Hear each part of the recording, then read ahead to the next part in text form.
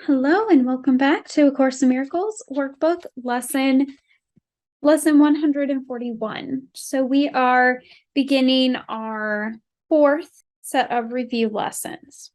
So as I have done before, I am going to just read the introduction to the reviews, and then we will just read through what they are for each lesson.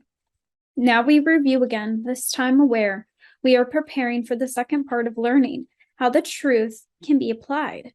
Today we will begin to concentrate on readiness for what I will follow next. Today we will begin to concentrate on readiness for what will follow next. Such is our aim for this review and for the lessons following. Thus, we review the recent lessons and their central thoughts in such a way as will facilitate the readiness that we would now achieve. There is a central theme that unifies each step in the review we undertake, which can be simply stated in these words: my mind holds only what I think with God. That is a fact and represents the truth of what we are and what your Father is.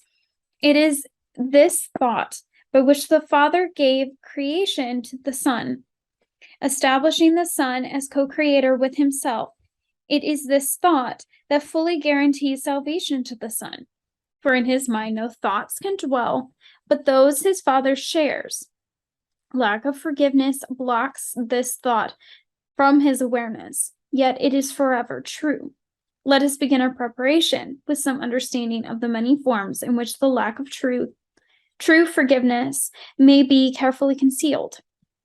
Because they are illusions, they are not perceived to be but what they are: defenses that protect your unforgiving thoughts from being seen and recognized. Their purpose is to show you something else and hold correction off through self-deceptions made to take its place. And yet your mind holds only what you think with God. Your self-deceptions cannot take the place of truth, no more than can a child who throws a stick into the ocean change the coming of the going of the tides, the warming of the water by the sun, the silver of the moon on it by night. So do we start each practice period in this review with readying our minds to understand the lessons that we read and see the meaning that they offer us.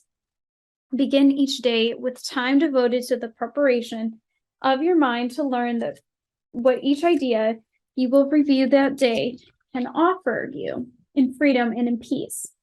Open your mind and clear it of all thoughts that would deceive, and let this thought alone engage it fully and remove the rest. My mind holds only what I think with God. 5 minutes with this thought will be enough to set the day along the lines with which God appointed, and to place his mind in charge of all the thoughts you will receive that day. They will not come from you alone, for they will all be shared with him, and so each one will bring the message of his love to you, returning messages of yours to him. So will communion with the Lord of hosts be yours, as he himself has willed it to be, and as his own completion joins with him, so will he join with you, who are complete, as you unite with him and he with you. After your preparation, merely read each of the 2 ideas assigned to you to be reviewed that day. Then close your eyes and say them slowly to yourself. There's no hurry now, for you are using time for its intended purpose. Let each word shine with the meaning God has given it, as it was given to you through his voice. Let each idea which you review that day give you the gift that he has laid it in for you to have of him. And we will use no format for our practicing but this: each hour of the day, bring to your mind the thought with which the day began, and spend a quiet moment with it. Then repeat the 2 ideas you practiced for the day unhurriedly, with time enough to see the gifts that they contain for you, and let them be received where they were meant to be. We add no other thoughts, but let these be the message they are. We need no more than this to give us happiness and rest and endless quiet, perfect certainty. And all our Father wills that we receive as the inheritance we have of him.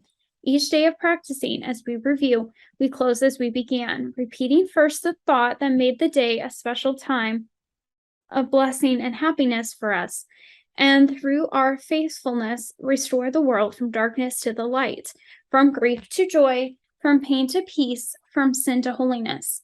God offers thanks to you who practice thus the keeping of his word, and as you give your mind to the idea for the day again before you sleep, his gratitude surrounds you in the peace wherein his will you will be forever, and are learning now to claim again as your inheritance. So lesson 141.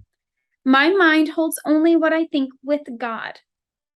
Forgiveness is the key to happiness, and forgiveness offers everything I want.